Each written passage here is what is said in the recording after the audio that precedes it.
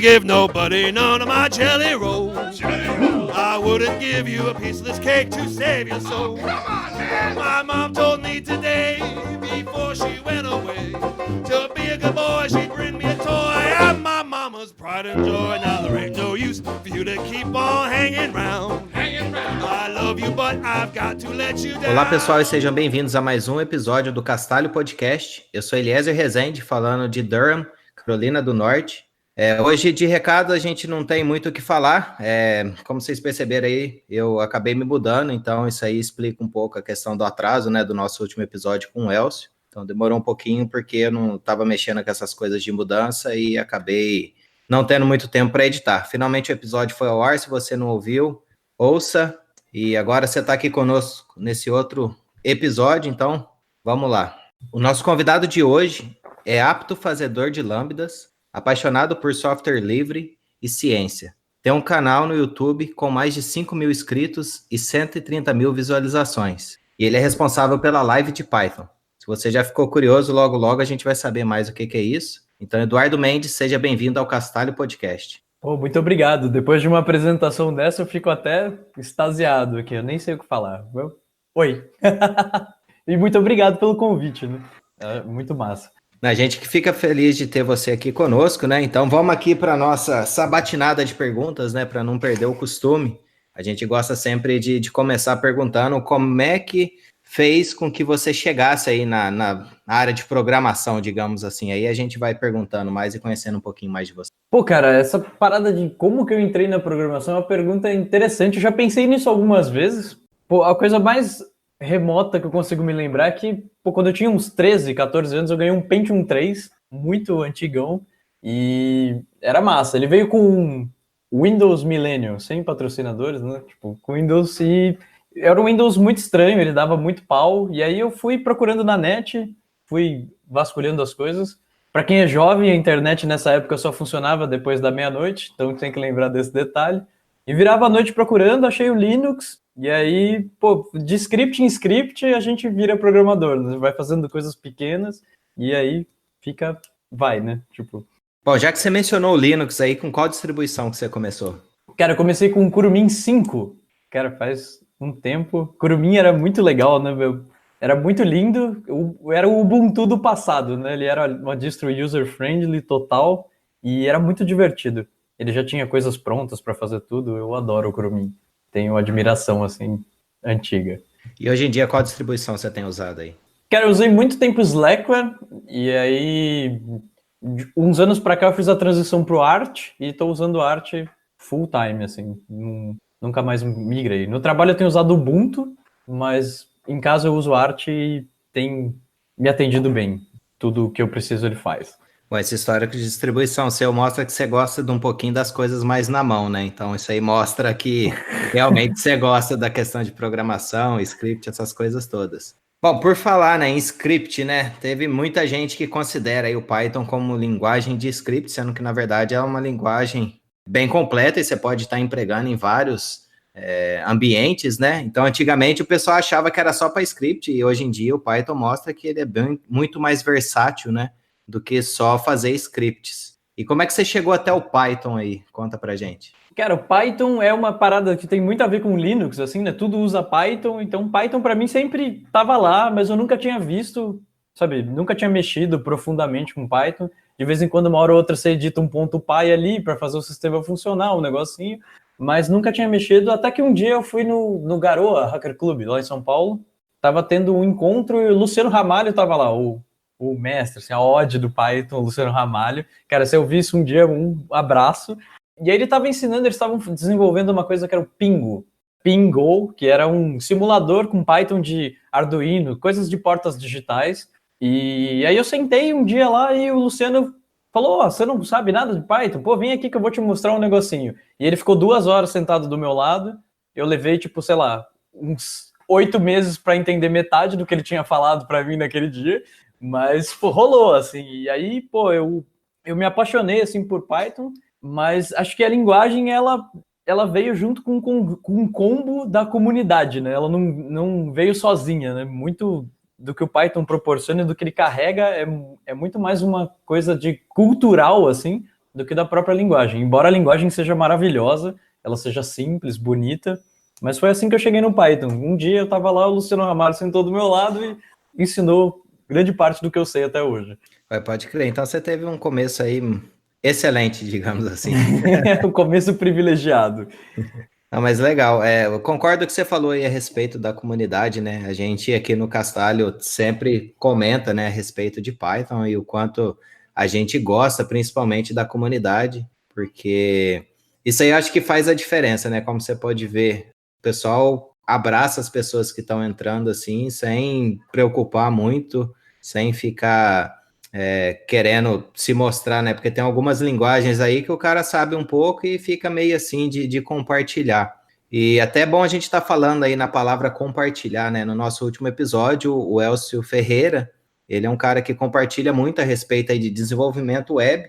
E por coincidência, hoje também a gente está trazendo mais uma pessoa, né? Que gosta muito dessa questão de compartilhar. Então, acho assim, uma coisa que o Elcio mencionou foi que ele teve muita coisa assim de graça, né, que a comunidade, no caso de desenvolvimento web, ofereceu para ele, e a forma como ele tenta retribuir é compartilhando o que ele sabe e divulgando aí, né, as coisas que ele tem aprendido. E aí chega aqui no ponto com você, Eduardo. Você, hoje em dia, é um youtuber, né? A moda, o pessoal gosta de falar aí, quem sempre está fazendo as coisas no YouTube é o youtuber. Como é que você chegou e passou a estar publicando o vídeo? Deixa para a gente comentar um pouquinho a respeito do que você fala lá nos vídeos daqui a pouco, mas o que fez com que você procurasse estar aí buscando, né, compartilhar conhecimento e conversando com outras pessoas e divulgando isso tudo? O pessoal me chama de blogueirinho, né? O youtuber não é muito... não é muito usado pela galera. Mas, pô, a live começou... O YouTube como um todo, assim, para mim, é uma coisa que eu sou muito ativo. Eu consumo muita coisa no YouTube, sei lá, faz muito tempo. Eu deixei de assistir qualquer outra coisa. Minha principal forma de entretenimento é o YouTube. E o YouTube eu sempre achei que ele era uma ferramenta legal para expor coisas. Eu vi muito conteúdo, vi muita videoaula, aprendi muita coisa no YouTube, não só como entretenimento. E, pô, um dia eu tava estressadão do trabalho, e você sabe que quando a gente vira programador, a gente se diverte programando, né? Isso é uma coisa, é um paradoxo, né? Você sai do trabalho, chega em casa e programa outra coisa que é divertido.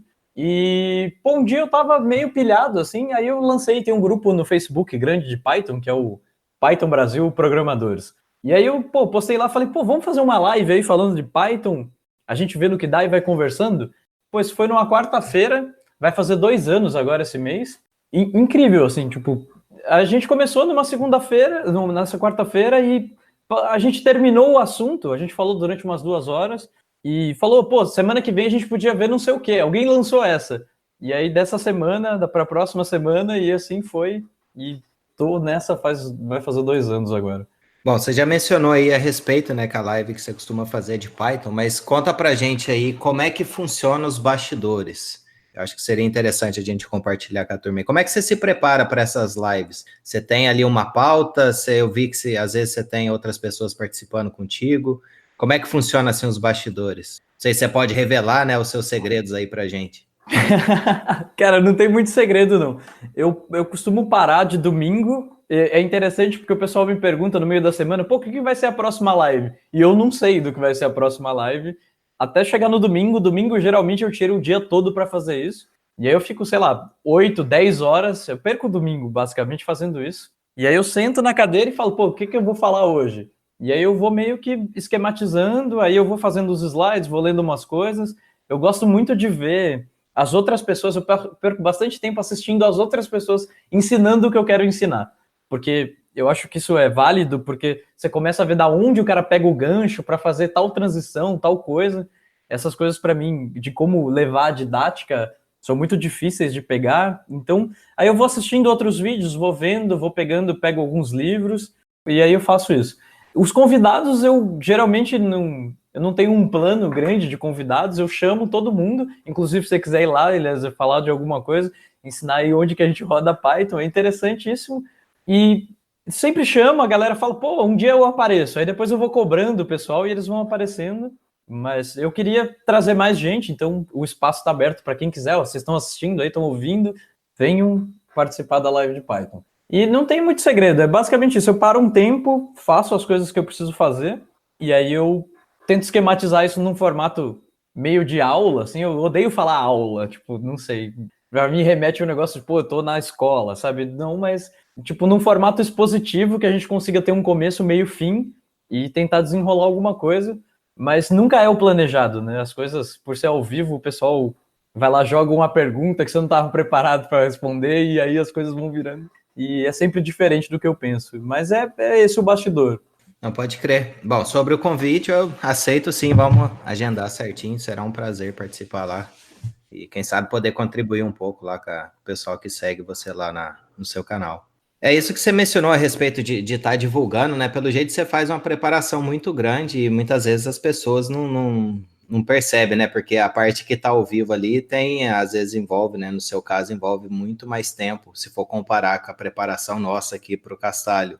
Para fazer, normalmente a gente tenta jogar uma pauta, e aí o que você mencionou, o fator ao vivo, né? Esse fator ao vivo, igual a gente faz as gravações nossas aqui, esse fator é muito interessante. Então já teve casos onde a gente falou, beleza, vamos tentar seguir essa linha assim, a gente mudou completamente, e eu acho que isso é muito importante, as pessoas estão participando e ajudando, né, a gente a direcionar, a gente que está aqui no caso, na frente da câmera, digamos assim, ou na frente aqui do microfone. E outra coisa que você mencionou a respeito de ver outras pessoas falando, eu acho que isso aí também é um negócio que abre muito a nossa cabeça. E eu, por exemplo, tenho muita dificuldade, às vezes, de explicar algum assunto. E eu gosto muito, assim, de tentar explicar. E eu percebi que eu melhorei a minha forma, principalmente, já que você mencionou o Luciano Ramalho, a assistir as palestras dele, porque ele transforma assuntos, assim, que é bastante complexos muito mais, deixa mais fácil, né, de entender. Então, isso aí é questão da didática, não é todo mundo que tem, e buscando tá sempre melhorando, acho que é uma estratégia muito boa. Então, isso mostra, né, o sucesso, a gente mencionou ali, que já tem bastante inscrito lá no canal, são 2 anos, né, que você mencionou, bastante visualizações, então acho assim que é uma recompensa, e se você ainda não é inscrito no canal lá do Eduardo, a gente vai deixar o link aqui no nosso show notes. Dá uma passada lá, fala que você ouviu ele aqui no Castalho. Manda um oi pra turma lá. Pô, e nessa coisa que tu tava falando, pô, de olhar, de simplificar, essa é uma coisa difícil de achar, né? Por exemplo, quando a gente pensa, pô, eu vou explicar isso aqui. Aquela coisa tão óbvia, às vezes, na cabeça da gente, né? Tipo, que você vai falar, pô, como é que eu explico isso aqui, que é o conceito base da coisa, sabe? Aquela coisa que às vezes parece óbvia para quem tá, tipo, dentro do contexto, às vezes são as coisas mais difíceis de expressar, assim. E às vezes eu me pego, por exemplo, sei lá, sabe, um exemplo bem simples, o que é uma variável? Tipo, tá tão intrínseco que você para e pensa, pô, como é que eu vou explicar isso? E aí, olhar os grandes mestres explicando as coisas, eu costumo ver muitas palestras do pessoal, eu pego os eventos grandes para olhar o pessoal explicando, cara, e às vezes tem coisas que a gente não consegue nem conceber a ideia de como o cara pensou em tão simples para explicar e se tornar interessante. Eu acho muito bacana isso.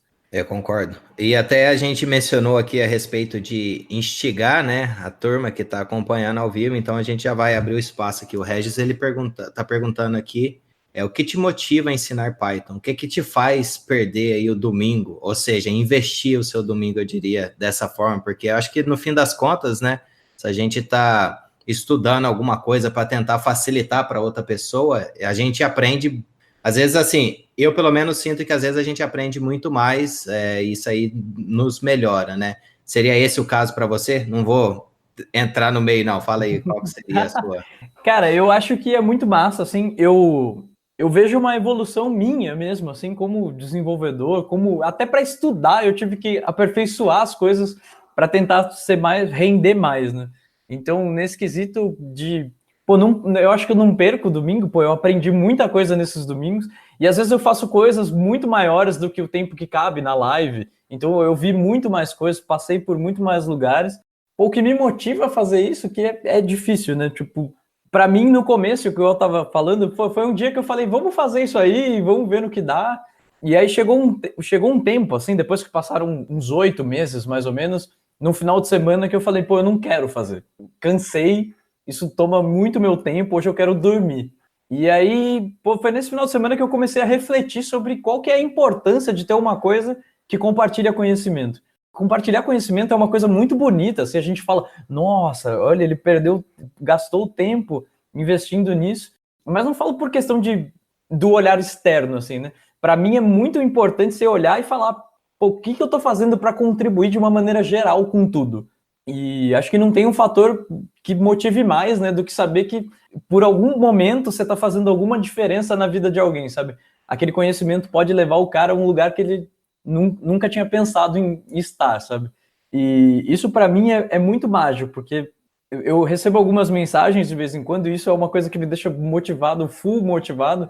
É tipo, arrumei um emprego porque eu vi um negócio na live que eu precisava para fazer um teste na entrevista, ou eu não sabia nada de programar e achei que programar era chato, assisti uma live ou outra e vi que é divertido de fazer.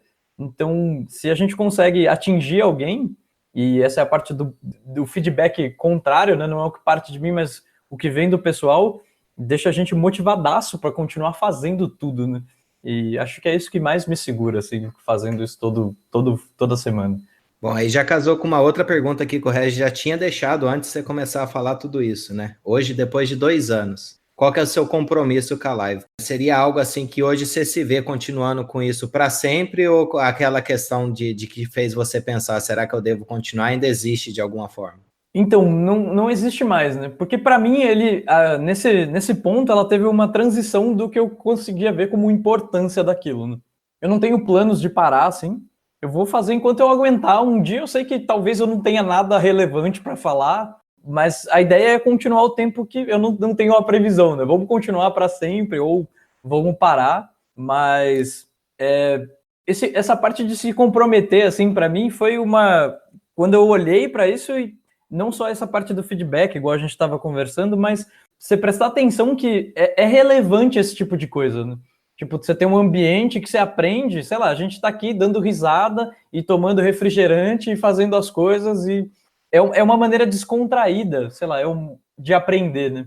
É um pouco diferente do modelo tradicional, né? Que você vai, tipo, numa aula, assiste a coisa, ou você pega o livro e vai lá horas bunda, né? Tipo, passando página por página, entendendo.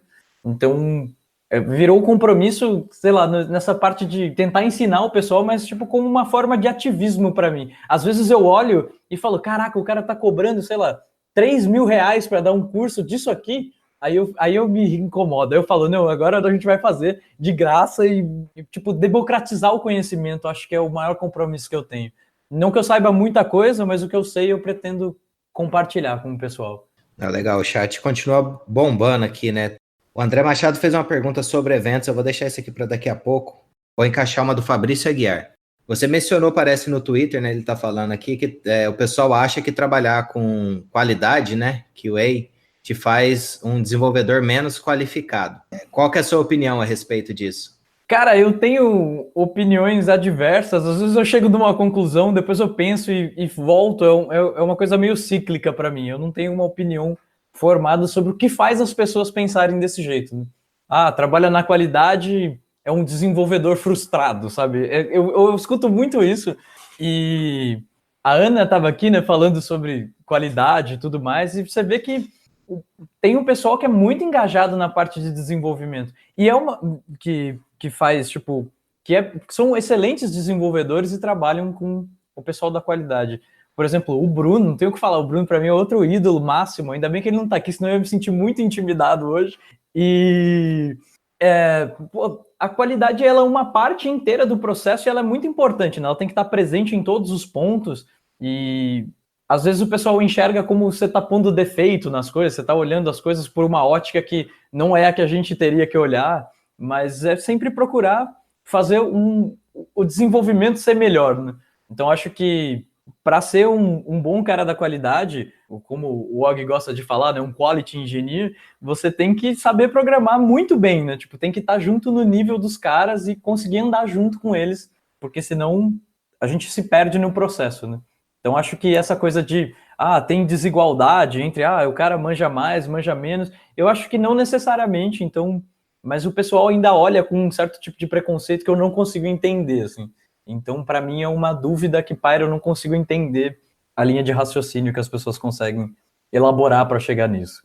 Como você mencionou, né? A gente já teve alguns episódios aí focando em qualidade, então não sei se a turma que tem essa opinião aí tá ouvindo ou não. E eu não vou falar nada, senão vou estar levando para o lado pessoal aqui, né? Então vou deixar a turma falar por mim. Voltando aqui, né, no assunto que o André Machado tinha trazido a respeito de eventos, né? A gente já teve alguns episódios que a gente comentou a respeito de inclusão em eventos. A gente também já mencionou a respeito da comunidade Python, a forma como ela lida com essa questão de inclusão. Aí, uma curiosidade relacionada a isso que me veio foi o seguinte: você costuma participar dos eventos e na Python Brasil? Você que busca e está compartilhando, já teve alguma palestra aprovada? Conta um pouquinho para a gente. Cara, eu gosto muito de eventos, muito, muito. Eu vou em muitos eventos. Como eu tô mais perto do pessoal de São Paulo, da comunidade de São Paulo, capital, eu costumo ir muito nos eventos. Quase todo mês a gente faz um meetup, eu tô lá falando com o pessoal. E eu me perdi na primeira parte da pergunta, que era... A respeito da inclusão, o que você acha da inclusão nesses... A princípio, nos eventos, né, que você chega aí, que você tem mais contato, o que você acha a respeito disso? Então, eu acho que pensar que tem muitos eventos e todas as vezes tem bastante gente no evento, essa parte de inclusão, ela como é que eu poderia dizer? Não é um problema, né? Tipo, a gente fala, nossa, é um problema tentar ter um evento inclusivo. É o inverso que eu quero dizer, eu tenho dificuldade de formular isso. Mas um problema é não ter um evento diversificado, né? Pô, falta gente de todos os... Para a gente ter um evento melhor, né, com mais qualidade, a gente precisaria ter, sei lá, as mulheres todas, as minas, tudo participando do evento. A gente precisa ter o pessoal que é, sei lá, LGBT, ter o pessoal que é, sei lá, o pessoal que é negro, o pessoal da periferia, sei lá. Às vezes a gente muito miscigena nos eventos. Eu não sei dizer assim por que a galera não chega, né? A gente tenta chamar, a gente tenta convidar, mas o grosso que a gente vê é sempre o pessoal maior, assim, a maior quantidade do evento é homem, hétero e essas coisas. E ter a diversidade nesse ponto do evento é muito difícil. Eu não sei se a gente intimida o pessoal ou o que existe uma barreira que não faz todo mundo estar no mesmo lugar ao mesmo tempo. Isso é um problema e essa é uma reflexão que eu tento levar para tudo e eu tenho poucas respostas. Eu acho que está errado, a gente tenta melhorar conforme o possível, mas é difícil achar uma maneira eficiente de fazer isso, né? Tipo, como é que a gente tenta incluir todo mundo e falar que todo mundo é legal, que é igual para todo mundo e que todo mundo pode participar? É muito difícil fazer um evento assim e convidar todo mundo e conseguir trazer todo mundo. É complicado isso. Eu acho difícil. Eu concordo contigo. Principalmente que para se fazer um evento hoje, né, a questão do custo já é algo assim que acaba colocando uma barreira de certa forma. E eu acho que vale muito a pena lembrar aqui, principalmente na comunidade Python. Tem a questão do incentivo, né? Nas PyCons, se você não tem condição de pagar, às vezes você pode conseguir incentivo para estar viajando, talvez até para fora do país e estar participando. Então, assim, essa é uma forma, lógico, não consegue atender todo mundo que gostaria de estar lá, mas isso, querendo ou não, acaba trazendo pessoas, né, que talvez nunca tivesse essa oportunidade, acaba tendo de alguma forma. Então, assim, são pequenas ações, né, a questão das PyLadies, que vira e mexe a gente menciona aqui também, para estar chamando mais pessoas, que ajuda a ser essa porta de entrada, né, e algumas outras atitudes, né, isso aí acaba ajudando, mas realmente isso aí é um problema que eu acho que sempre vai existir, vale a nós aí tentar fazer o máximo, né, para estar incluindo as pessoas. E voltando aqui para o chat, né, já que hoje o chat está bombando aqui, tô até meio perdido aqui.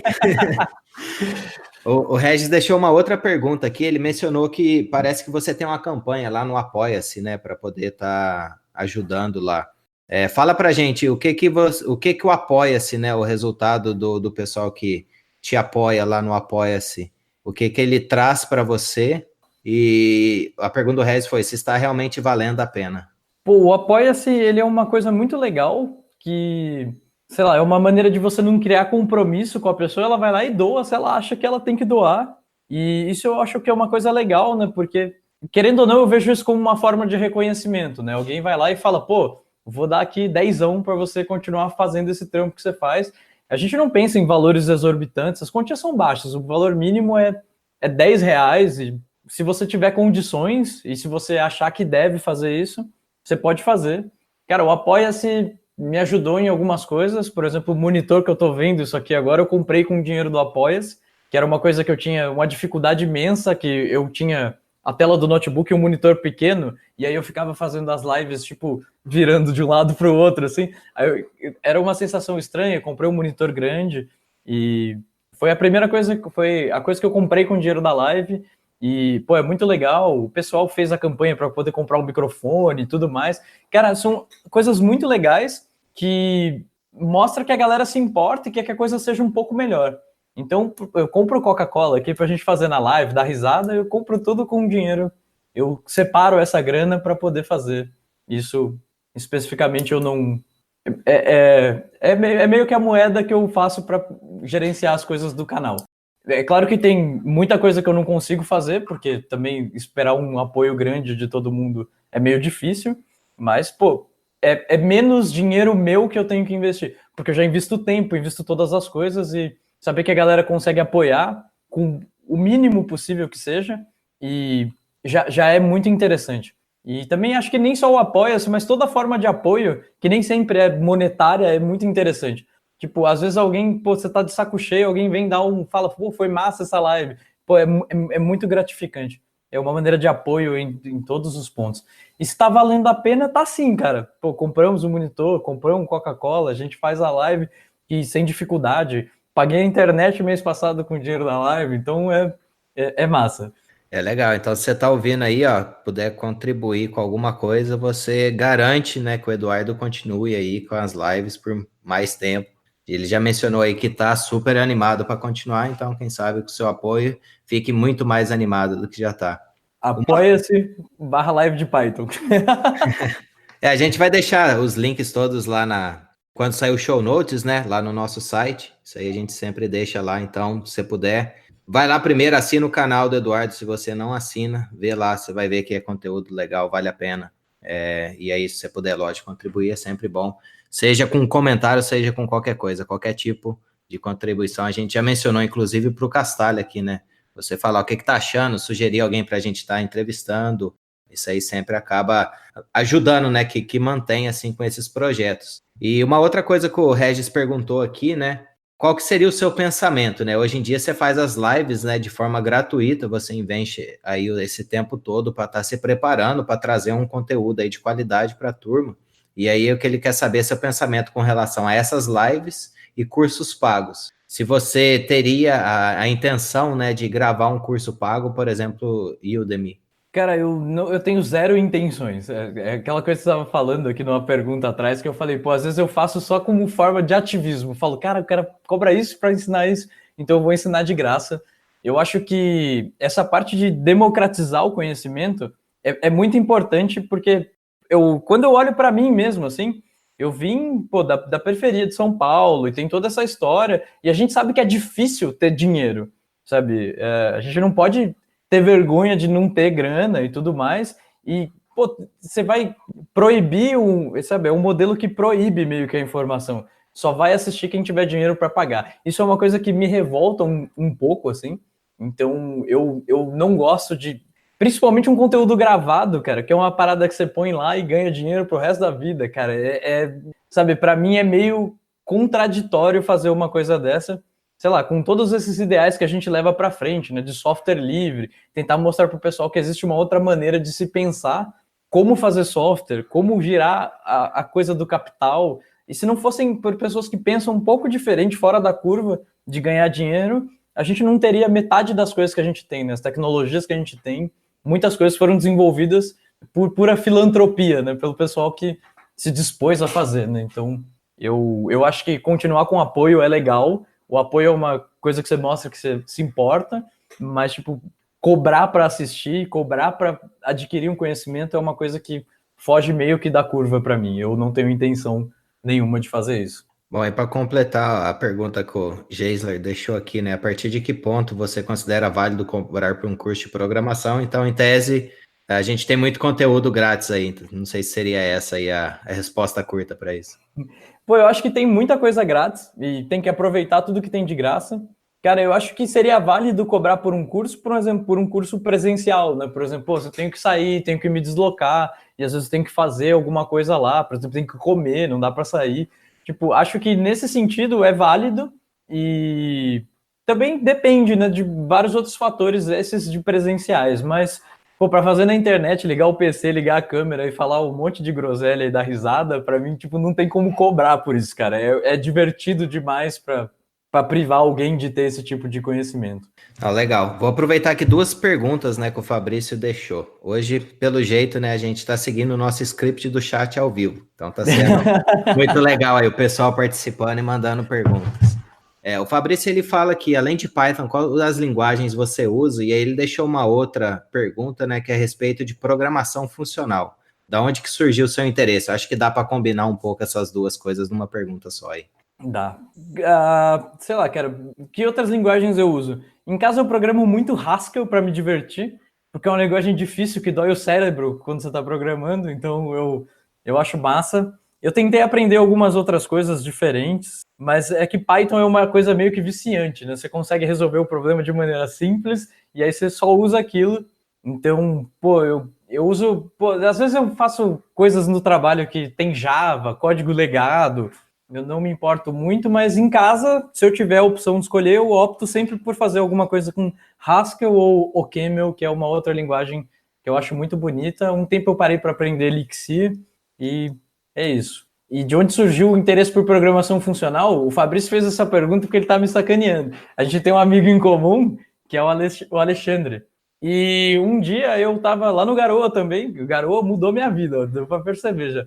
E aí eu tava com um amigo nosso em comum, o Alexandre, e o Alexandre, pô, ele começou a falar umas paradas e eu, tipo, não tava entendendo nada que ele tava falando. Tipo, pô, dava para fazer com um funtor, um monoide, um negócio, e, cara, são coisas que eu sentei para estudar e levei anos para aprender, e nem sempre eu tenho propriedade para dizer alguma coisa sobre esse assunto. Mas dentro dessa conversa surgiu um universo inteiro novo para mim dentro da programação, que é olhar para as coisas, pô, paradigmas diferentes, ver que existem coisas diferentes, maneiras diferentes de resolver os problemas. E foi assim, e aí eu virei um adepto da programação funcional, até mesmo em Python, que não é uma linguagem excelente para fazer isso. A gente já mencionou algumas coisas que facilitam, né? Programação funcional em Python aqui. O que que você usa? Eu não vou comentar o que a gente mencionou aqui só para não mudar a sua resposta aí. Cara, eu gosto muito da lib built-in, que é o functools e o itertools, são duas libs que ajudam muito, mas eu gosto muito, muito, assim, de uma biblioteca que já não tem atualização há um certo tempo, que ela chama fn.py, fnpy, e ela tentou trazer uma roupagem moderna de programação funcional para dentro do Python, que é de ter lambdas mais bonitos, coisas mais simples, semanticamente possíveis de se fazer em Python, e é uma lib que eu gosto muito. Tem outra que eu sou fãzaço demais, que é o Tools, Toolz, é com Z, né, o Tools. E pô, essa lib também é muito massa. Essa lib nasceu com a ideia de um cara fazer um merge de dicionários e virou a maior lib de prog funcional em Python que se sabe. E, pô, tem várias coisas. Tem o Coconut, que é legal, que é uma linguagem que interpreta para Python.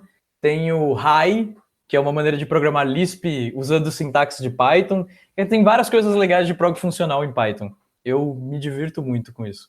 Legal, tava anotando todas as coisas aí. No caso, a gente mencionou aqui a respeito dessa linguagem, né, Coconut, que converte, mas você mencionou aí desse fn.py, nunca ouvi dizer, Tools também nunca, esse Ray também nunca vi. Acaba que eu não uso muito programação funcional, mas confesso que sempre que eu posso, estou usando ali functools ou então itertools para poder deixar o código aí um pouco mais legal. Uhum. Bom, já que você mencionou a respeito disso, dessas bibliotecas todas aí, uma pergunta que sempre aparece aqui para a gente é o que você recomendaria para o pessoal que está querendo aprender?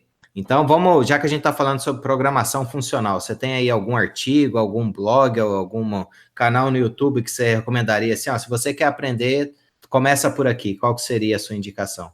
Cara, uma hora eu comecei com a loucura de falar, vou ensinar isso aqui. E aí eu comecei um repositório no GitHub que eu nunca terminei, mas eu escrevi bastante lá, que chama Python Funcional, e tem bastante coisa lá. Tem um canal americano que eu gosto muito, que se chama Fun Functions. E é engraçado, eu tenho os vídeos mais antigos, eles já estão legendados, então se você tiver alguma dificuldade para entender o inglês, Ele é muito divertido. Cara, para aprender prog funcional tem bastante coisa interessante, só que não exatamente ligada com programação. Tem coisas que são mais de matemática, que fazem parte de lógica. Tem um curso de um cara que eu não consigo pronunciar o nome, ele é russo, e depois eu passo o link porque é muito legal. E ele está ensinando teoria das categorias nesse curso, e ele vai ensinar o basicão de Haskell e vai mostrar como é que funciona. E, tem várias coisas legais, tem livros legais de programação funcional, e tem uma linguagem que eu conheci há um tempo atrás, que chama Potigol. E se você quer começar, eu acho que ele é muito legal. A linguagem começou a me seguir no Twitter um dia X, assim, e eu falei, cara, que é isso aqui? Deixa eu ver. E é uma linguagem de programação funcional para ensinar programação. Em vez da gente aprender, por exemplo, quando a gente aprende lógica de programação com Portugal, coisas relacionadas de programação estruturada, eles tentaram dar uma roupagem para ensinar programação funcional como primeira base. E aí, o Potigol, que é de Potiguar, né, da comunidade do pessoal do Nordeste, eles fizeram essa parada e é muito legal. Eu tenho vontade de fazer uma live só sobre isso, porque eu acho muito divertido. É uma linguagem bonita e semântica para aprender, assim. Ah, legal. Eu já tinha ouvido dizer dessa... Quer dizer, o nome, né, no caso. Mal sabia que era a linguagem. Mas é legal. Até entrei no site aqui, depois vamos deixar os links todos lá. Mas é bem interessante mesmo essa abordagem. Já que a gente está falando, né, sobre indicações para aprender mais, vale mencionar, né? Você tem um canal no YouTube onde você faz as lives e normalmente você está ensinando as pessoas. E o que mais você recomendaria além do seu canal no YouTube para as pessoas que querem aprender Python, assim, em geral? Para quem gosta de vídeos, eu gosto muito do curso do Masanori. Masanori também já esteve aqui, que é o Python para zumbis. Eu acho fenomenal o trabalho que ele fez, assim.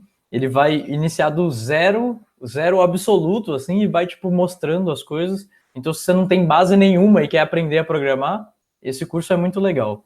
A outra coisa que eu acho legal para aprender no YouTube, que não é necessariamente de Python, assim, mas é o canal do Akita, Akiton Rails, você procurar depois, o pessoal acha, e é interessantíssimo porque ele está fazendo uma abordagem tipo de explicar como funcionam as ciências da computação de uma maneira geral, sem programação, sem código, mas ele dá a introdução teórica, que é o mais difícil de achar na internet. Tem livros fenomenais para aprender a programar, tem o livro do Nilo, que o Nilo é da comunidade também, é um livro para aprender Python, e tem um outro livro que eu esqueci o nome, que eu esqueci o autor, mas é um Python para desenvolvedores. Então você já sabe programar, e você quer ver como que as coisas funcionam em Python. Vamos ver como é que faz até o for do Python é diferente do que você pensa em outra linguagem que não tem for each. Então, é interessante de ver esse livro, é legal. E a versão 2 dele é gratuita, então tá num Python mais antiguinho, mas dá para aprender legal. E, tem um canal que eu gosto muito também no YouTube, que chama Ignorância Zero. Parece estranho, Ignorância Zero, parece que vai ensinar outra coisa, mas ele tem um curso de Python totalmente, é muito completo, assim. Ele vai de um nível bem razoavelmente baixo e vai ensinar coisas bem complexas, é bem legal. E nos eventos, acho que é a coisa que pode mais ajudar você a aprender qualquer coisa. Você chega lá, você conhece o cara que, tipo, eu queria tanto aprender a fazer isso aqui com essa biblioteca, e aí você vai no evento e você descobre que o cara é o cara que fez a biblioteca, sabe? É muito massa. E os eventos têm Coding Dojo, que é quando todo mundo se junta para resolver o mesmo problema, então todo mundo aprende muito. E tem várias coisas, várias iniciativas nos eventos para aprender. Então, por exemplo, tem o Django Girls, por exemplo, que é uma iniciativa que eu acho muito legal, que é para ensinar Django para mulheres, de uma maneira geral, e é uma introdução muito bacana. E o tutorial do Django Girls é muito legal para aprender a programar do zero e já faz um blog. É incrível, eu gosto muito. Mas a maior indicação que eu tenho é procura o pessoal da sua cidade que faz isso. Então você tá em qualquer lugar, sempre tem uns caras que é curioso, um pessoal que, sabe, se mete no meio da galera e sabe um pouquinho a mais. Essa galera é a galera que tá, tipo, empolgadona para aprender, e o pessoal que tá empolgado em aprender, eles têm pouquíssimo problema em ensinar, porque eles aprendem mais fazendo isso. Então, eu acho que isso é legal. Bom, você passou aí realmente uma lista enorme de dicas. Eu acho que a pessoa que tiver interessada a aprender vai conseguir tranquilamente, são excelentes indicações. E aí tem uma pergunta do Juan Valente aqui, né, que eu acho assim que Às vezes a pessoa está querendo aprender alguma coisa e tem alguma dificuldade, e a pergunta do Rafa Valente foi a seguinte: qual foi a sua principal barreira quando você iniciou na programação? E o que que você fez para superar? Eu acho que é válido a gente incluir essa pergunta aqui, porque a gente está falando, tá, quem quer começar, vai e procura aqui, mas às vezes não é tão simples como simplesmente ir lá e buscar esses canais, esses livros, essas coisas. Conta pra gente aí, como é que foi sua experiência e o que que você fez para superar? Acho que isso aí pode estar ajudando alguém aí a talvez passar essa barreira aí. E essa barreira é a mais difícil, né? Tem um momento que você esbarra e não sai mais dali, né?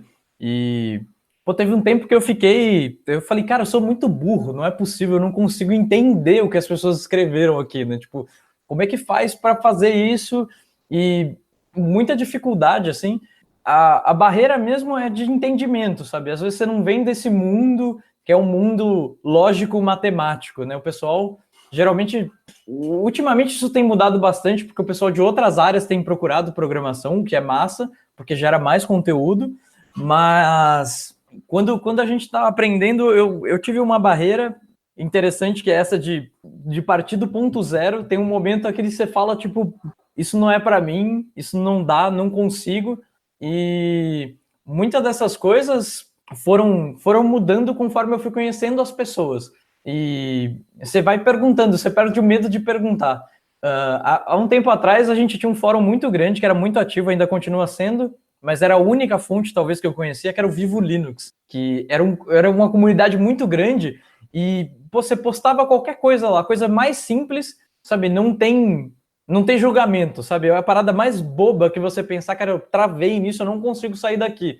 E o pessoal ia lá na humilde total, assim, e te respondia. Falou, cara, você já tentou fazer isso aqui? Aí você fala, já não deu certo. E o cara continua trocando ideia com você no fórum. Então os fóruns, as redes sociais são muito boas para isso. A gente costuma ver as redes sociais como uma coisa tóxica, assim, de uma maneira geral. Mas se você quer aprender alguma coisa, você entra num grupo da coisa que você quer aprender. Sei lá, falando de programação de uma maneira geral, cara, tem muita coisa legal e a galera disposta a compartilhar. Tem os grupos no Telegram, canal no YouTube, cara, conhecer as pessoas e tentar chegar mais perto das coisas, eu acho que foi o que quebrou a minha principal barreira. É mais pessoal do que como um momento que, pô, eu não consigo, sei lá, eu pensava que eu não tinha capacidade e vi que todas as pessoas passaram por um estágio parecido com esse em algum momento e todo mundo supera isso. E é importante lembrar disso. Se você tem algum problema, cara, leva isso para frente, conversa com as pessoas que você conhece. Muito provavelmente você vai sair do outro lado. E do que vocês precisarem, eu também estou aqui, né? Eu sou totalmente acessível. Me chama aí se tiver qualquer dificuldade. Aparece lá na live e manda as perguntas lá, que aí o Eduardo vai e responde todas elas. Bom, o bate-papo aqui tá super dinâmico hoje, tá bem interessante, né? A participação do chat aqui tá bem interessante. E o tempo nosso aqui, infelizmente, tá meio chegando ao final, mas dá tempo da nossa última pergunta aqui que o Fabrício deixou. Quais ferramentas você usa no dia a dia para fazer os testes? Se você também trabalha, né, na parte de infraestrutura, até ele mencionou aqui que o Og costuma dizer QEOps. Você chega a estar trabalhando com infraestrutura, e quais as ferramentas aí que você usa? Cara, é muito doido. Quando a gente fala do pessoal que trabalha na qualidade, eu passo mais tempo fazendo malabarismo com containers e máquinas virtuais do que fazendo testes de fato. E, pô, a gente tem usado... No trabalho, a gente tem usado muito o Jenkins, que é uma ferramenta muito legal para fazer CI, integração contínua e tudo mais. A gente tem usado o GitLab CI, que também é massa, que é uma ferramenta que já vem inclusa no GitLab. Tem usado um CI meio diferente, que é uma coisa que eu também não conhecia, conheci lá no trabalho, que chama Quick Build. Ele é diferente demais, assim. Ele é um pouco difícil de mexer, mas ele tem features interessantes. E fora isso, é Docker, mexer com containers de uma maneira geral, e tem as ferramentas de teste que a gente usa, né? Pô, de vez em quando tem que usar um Selenium para renderizar uma coisa no browser, tem que usar tem coisas que vai ter que fazer request na mão, tem que fazer clientes. Cara, tem bastante coisa que é interessante. Para gerenciar máquinas virtuais, a gente tem usado o Vagrant para criar as máquinas, tem usado o Ansible, cara, tem usado de tudo um pouco. E o legal dessa área é isso, que tipo, é muito grande e você lida com problemas de várias pessoas diferentes e é interessante. Mas, pô, a ferramenta que eu tenho mais usado de todas é porque a gente resolveu escrever casos de critério de aceite e tudo mais. Então a gente tem usado BDD, bastante BDD. A gente tem usado o Behave, que é uma lib em Python, que para mim de longe assim é a melhor lib que interpreta essas coisas de histórias. Mas essa coisa de QA e infra é de qualidade infra, QA, ops, qualquer coisa, tipo, acho que todo mundo que trabalha na qualidade é meio que um coringa assim para mexer com todas as coisas. Assina embaixo. Bom, aí fica até uma questão, né? A gente tem a nossa série aí a respeito, né, de qualidade. A gente falou um tempo atrás sobre o básico e é bom saber que você gosta dessa área aí. Então, provavelmente para os próximos episódios aí dessa nossa série sobre qualidade, a gente vai ter o Eduardo aqui de novo conosco. Não sei se você vai aceitar o convite, mas fica feito o convite. Mas tranquilo, como eu falei, hoje o bate-papo tá super dinâmico aqui, uma pergunta atrás da outra, assim, tá bem divertido e bem rápido, e o tempo também não tá deixando barato. Vamos aqui para o nosso famoso top 5, não sei se você tá preparado. É difícil. Bom, vamos começar com um livro, né? A gente já mencionou aí a respeito de livros para aprender, mas pode ser para livros técnicos, o que você gosta de ler normalmente? Cara, eu gosto de ler bastante literatura, assim, eu gosto bastante de ler. Mas eu tenho que elencar 5 livros, então eu vou tentar pegar uma coisa de cada. Acho que o livro que eu mais gosto de todos é um livro chamado Apanhador no Campo de Centeio, que é o livro do Salinger, que é muito massa. Outro de literatura, sei lá, O Mestre e a Margarida, do Mikhail Bulgakov, eu gosto bastante. Outras coisas que eu gosto de ler de vez em quando são mangás, então, tipo, são coisas totalmente diferentes, tem esse formato de livro, assim. Tem o Junji Ito, que é um cara interessantíssimo, que faz uns mangás de horror, assim, de terror mesmo. Os desenhos dele são lindos demais. E aí vamos pensar do lado técnico. Se tiver que falar um livro, e a gente está falando de Python, é o Python Fluente, assim, de cara, é a maior literatura possível que você tem de Python. E um outro livro de programação que não seja de Python. Deixa eu pensar, a gente tem o... Pô, eu vou falar outro livro de Python, eu fiquei empolgado aqui. Tem um livro que é de um cara chamado David Mertz, ele já foi um dos caras importantes da PSF, e a gente está falando de programação funcional, então esse livro chama Functional Programming with Python. Não tem uma versão em português, mas ele é de graça, você pode entrar lá e baixar. Então, é uma coisa que fiquei devendo no aprender programação funcional que eu lembrei agora. Não, beleza, vai deixar todos os links lá, o pessoal vai pegar de uma forma ou de outra, aí vai pegar a dica sua. E com relação à música, o que você costuma ouvir aí? Pô, precisa ser artista, disco? Aí é difícil. O que você quiser, pode ser artista, pode ser banda, pode ser um álbum, pode ser uma música específica, você que manda. Um top 5 de músicas. Cara, eu ando ouvindo muito um disco de uma banda chamada Terno Rei, que se chama Violeta, o disco. Acho que é de longe o que eu mais escutei esse ano, assim, disparado. Outra coisa que eu tenho ouvido bastante é uma banda chamada Surra. Essa é Surra, é legal, é divertida, é um punk bem trecheira, é legal. A minha banda preferida de todos os tempos é o Dance of Days. Uma outra coisa que eu tava falando é que no dia do Regis eu fiquei com Daft Punk na cabeça, eu nunca mais esqueci também. Então Daft Punk é muito legal. De preferência o Random Access Memories é o melhor disco deles de longe, assim, disparado, eu gosto muito. E a última coisa de música, escutem Dead Fish, é muito legal. Bom, maravilha. E com relação a filme ou série de TV, o que você costuma assistir aí? Cara, seriados é bem difícil, assim, eu assisto pouca coisa. Filmes eu gosto muito dos filmes do Estúdio Ghibli, é um estúdio de animação japonesa, mas ele faz filmes muito legais. Se eu tivesse que destacar um deles, eu colocaria, sei lá, Náusea, é o nome do filme.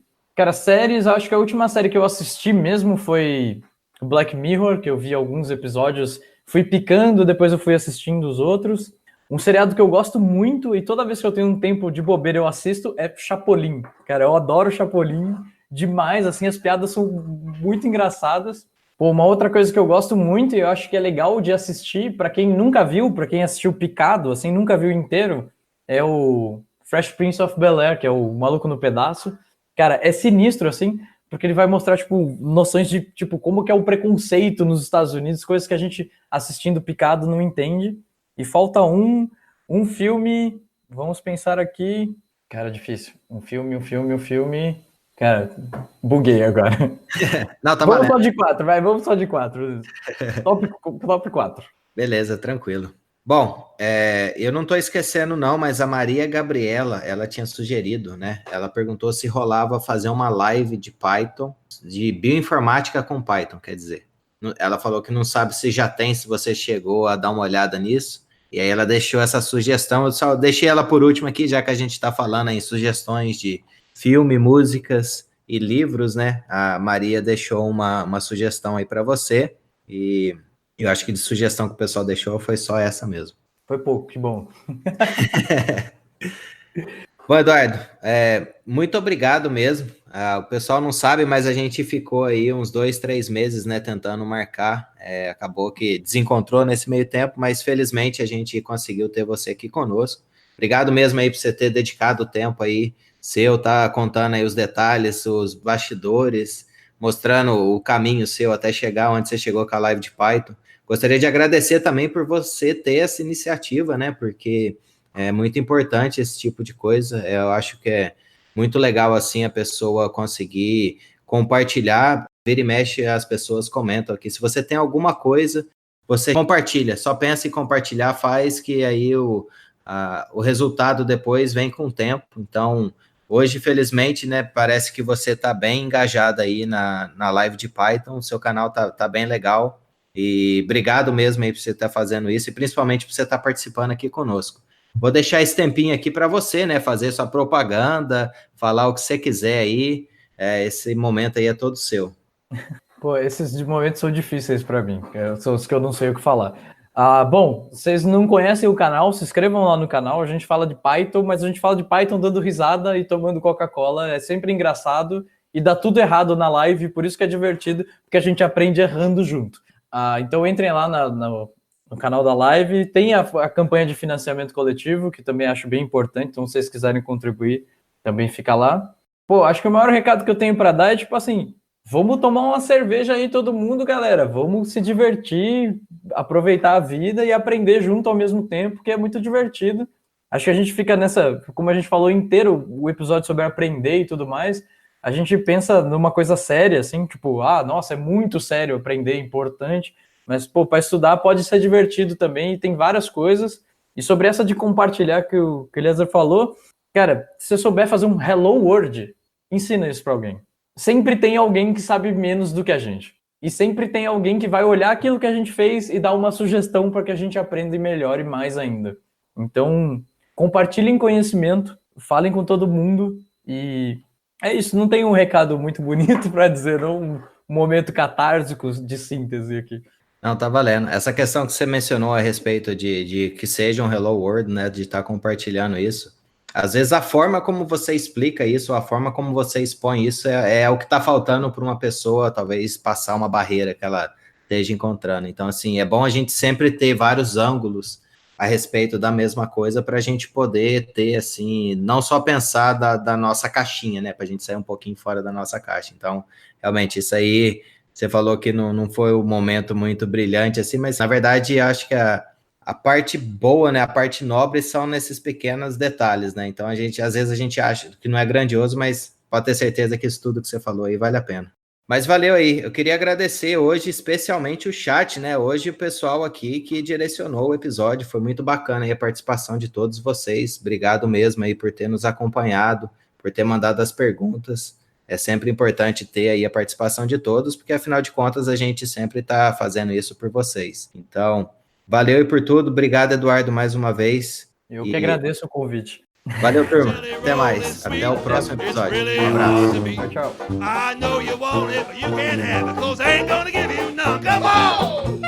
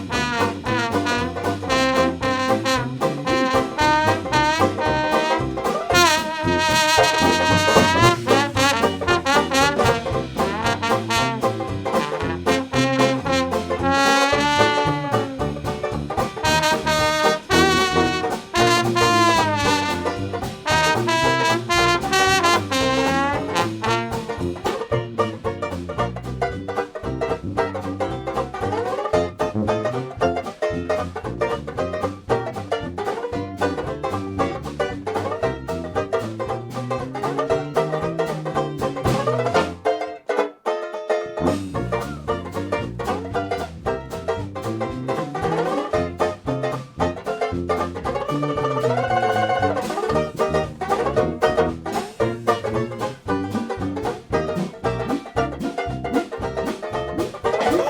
ain't gonna give nobody none of my jelly roll. I wouldn't give you a piece of this cake to save your soul. My mom told me today, before she went away, to be a good boy, she'd bring me a toy. I'm my mama's red hot boy. Now there ain't no use for you to keep on hanging round. I love you, but I've got to let you down. Oh, Lord, your jelly roll is fine, but it ain't as good as mine. I know you want it, but you can't have it, 'cause I ain't gonna give you none.